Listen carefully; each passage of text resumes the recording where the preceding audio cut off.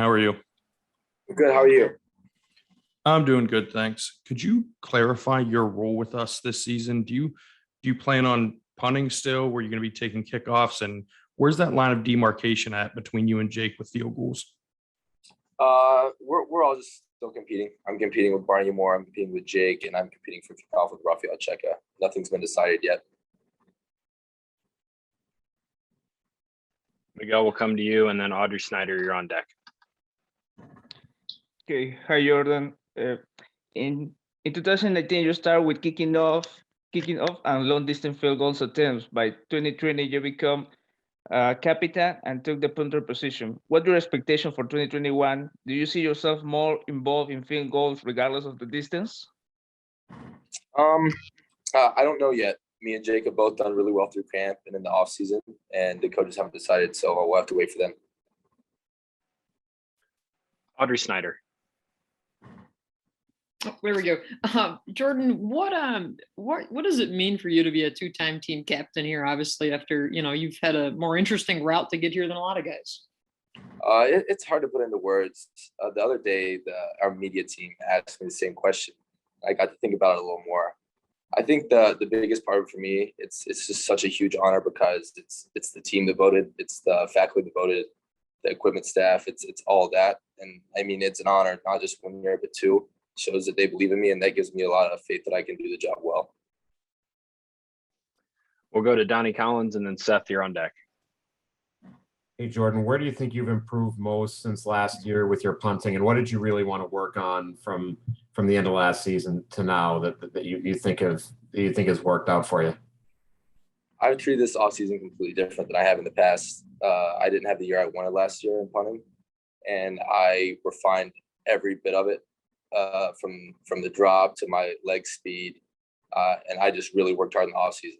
Also, we just switched to a different ball that's more suited for kickers, and that's going to help a lot as well. Seth, and then we'll come back to Audrey. Hey, Jordan. What have you seen differently from the special teams unit this year in comparison to years prior? Man, we're old.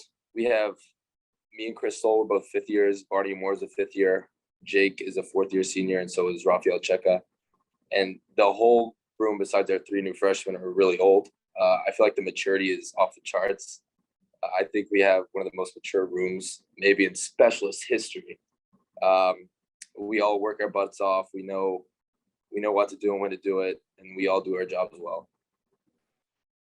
Audrey Snyder, and then Daniel Gallen.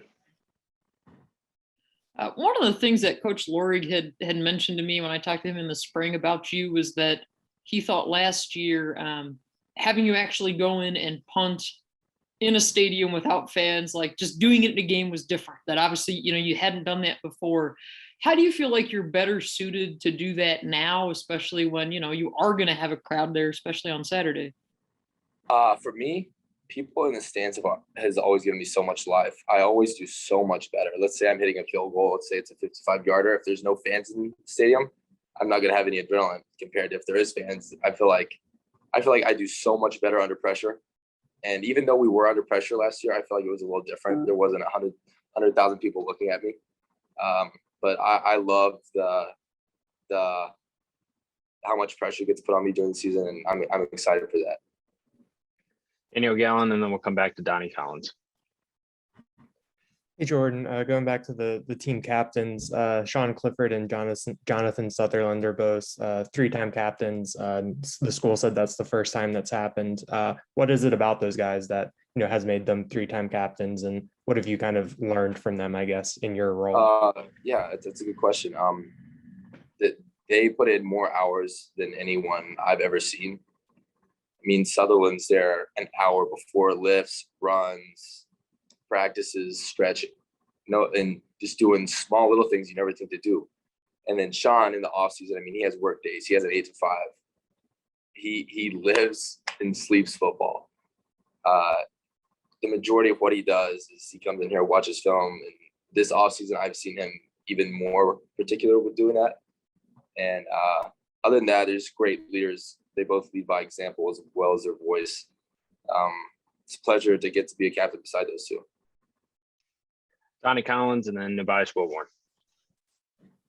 Jordan, do you think this team is closer than other teams have been, more tight knit, or is it just kind of that feeling after not being around each other maybe as much as you wanted to be last year?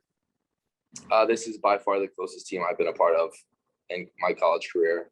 I think part of that is the summer workouts we went through. They were harder than usual, and that just pushed us together, as well as just being together all summer. We weren't together all summer last year because of COVID. But I feel like this is the closest team I've been a part of for sure. Tobias Wilborn, and then we'll come back to Seth Engel. Hey man, thanks for the time, Dre. Where have you seen the greatest improvement with Jahan Dotson as a returner? Improvement, man. That guy's a dog. He's good. I don't know the exact aspects where he's improved, but he works his butt off, and he's a really good football player, as well as a great leader. He's not a captain, but I look at him being a huge voice on the team this year. Seth Engel. So you guys led the country in punt return last year. I'm wondering, as a special teams captain moving forward, how do you get your guys to not be lazy knowing that stat? I feel like Coach Lorig does a good job with that. I feel like even though we did what we did last year, nothing changes. If anything, we're going to work harder for that. That's it. Donnie Collins, and then back to Audrey Snyder. Jordan, how does being a close team make you a better team? We're playing for each other. Like and I'm not saying we didn't play for each other in the past, but this is the closest I've been to the guys, and I know everyone on the team would pretty much say the same thing. And when you're that close, you love each other. Like, you don't want to play for yourself by any means. You want to play for them, and you want to. I go the same thing for the coaching staff. I love the whole coaching staff. I'm not playing for me. I'm playing for this team. I'm playing for the staff. I'm playing to make us better as a whole. And I think a lot of the guys have that mentality this year. Audrey Snyder. Jordan, what can you tell us about Sanders Haydeck since he got here? What's maybe impressed you about him? Because, I mean, we don't usually see a room like this with so many scholarship specialists. He's got a fast leg. Yeah, he's a tiny guy. He's working on it really, really hard. I think he told me he's gained 18 pounds since he's been here, which is unbelievable. But yeah, his leg speed is off the charts. I feel like with this year, him redshirting, he'll develop a lot. He's gonna be a stud. Donnie Collins. You mentioned the ball earlier. How specifically does that kind of help you out a little bit? What do you like about it? How does it make your job easier, better, things like that? Well, last year with the balls we were using, no excuse, but the ends were way skinnier and the balls weren't as thick in the middle. So the mishits were like way worse. Like the mishits with the ball we're using now is significantly better. The mishits with the ball we're using now was probably my average last year compared to the mishits with the ball we used last year. It was like 30 yards, and it's way easier to mishit the balls we used last year. And then part of the reason for that is just the narrowness of the ball at the ends of it and the thickness in the middle. Seth Engel. Jordan, are you keeping the beard for 2021? I am, but I think I'm about to go get it trimmed up a little bit because it's getting red, it's getting orange, and it's getting a little long and straggly. I'm gonna have to do a little something about it. Tobias Wilborn. If I can be unmuted, there we go. Technology, awesome. Coach Franklin last year talked a lot about the bus ride to the stadium and for visiting teams.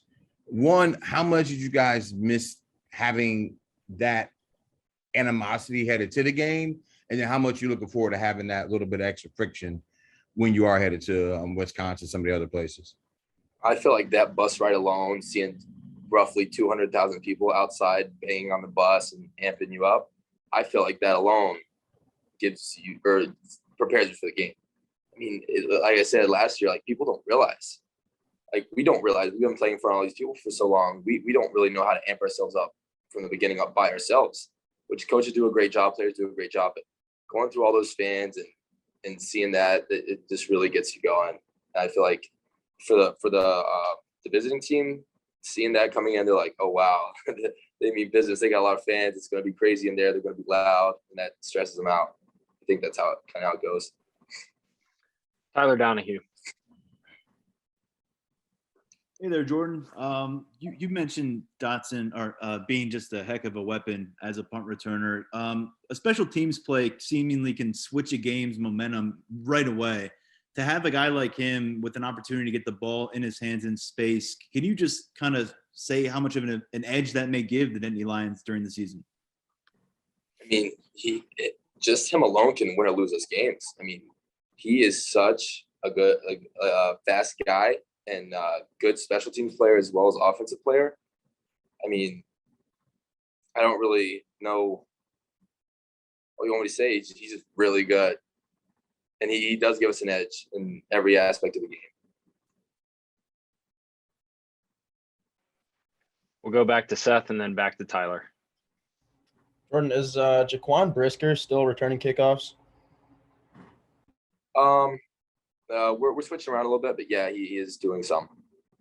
And can you speak a little bit on his development there?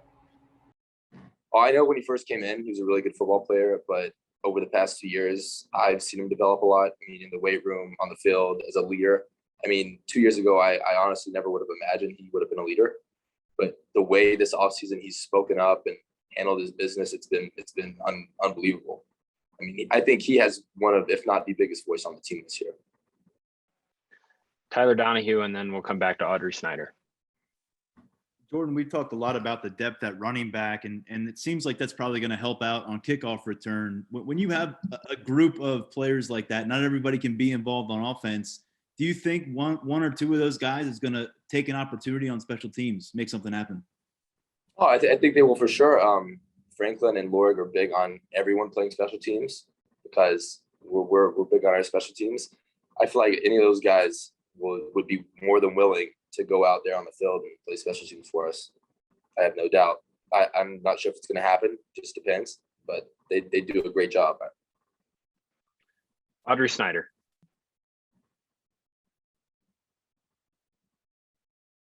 Audrey, you're There we still go. muted. There we go. What can you tell us about Barney? Because obviously, you bring him in for a reason, at the very least to push you. And we haven't had a chance to talk to him. So what can you tell us about him? He's a good football player. He has also gotten a lot better since he got here. He's a guy that's pushed me a lot. When he first got here, he didn't push me as much, but he's a really competitive guy, and he's gotten significantly better over the past 5-6 months. And he's a really consistent player. So I feel like that alone showed me that, okay, he's doing that. I need to do this. And it's vice versa. I mean, it's even in the weight room. He's power cleaning 265. Then I'm like, all right, that's my competition. I'm going to do 270. So to me, he's my ultimate teammate. He's pushed me harder than anyone else has on the field just by his actions. John Sauber, and then we'll come back to Audrey put her hand down, and then I think re-raised it again. So we'll go John and then Audrey.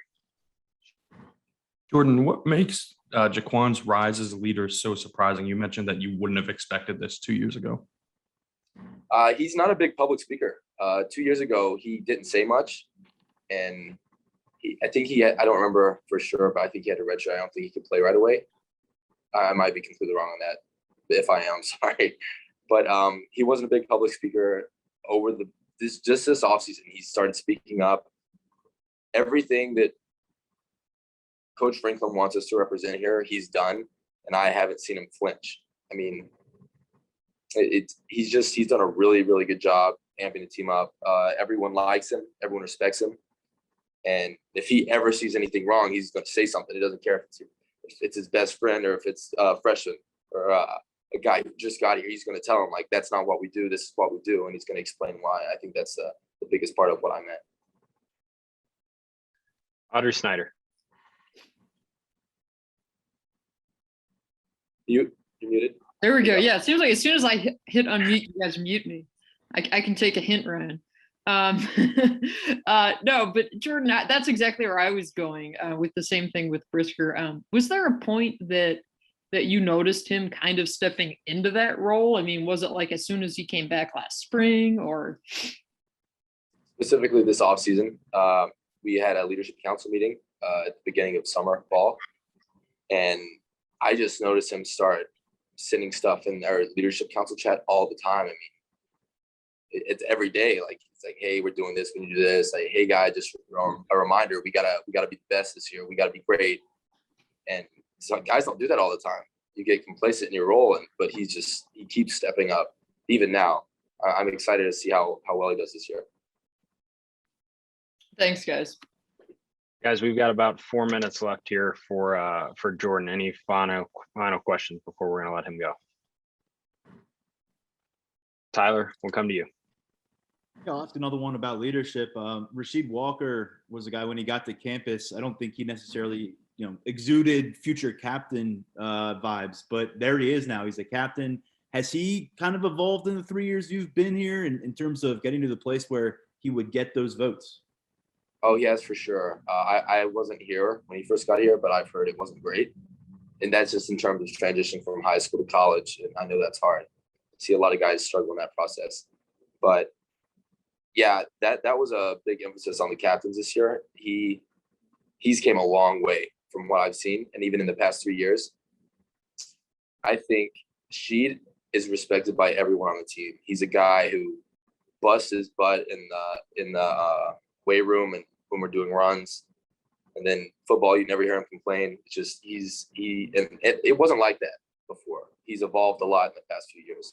But yeah, he's a great leader. I'm super happy that he's a part of the captain's group. I almost wouldn't have picked anyone else. He's going to be great for us. Vice Wilborn. Jordan, are you a pregame ritual guy? If so, like, what's your routine like for a game, particularly considering the first game of the year playing against Wisconsin? I don't have a specific ritual. I am a Christian, so I go to the goalpost every game and I say a prayer for the team and for myself. But other than that, I really don't have any rituals. I like to go out and have a good time. Any final questions for Jordan? Awesome. Thank you guys so much. We appreciate it. Thanks, Jordan. Yeah, thank you guys. Thanks, Jordan. Thanks, Ryan.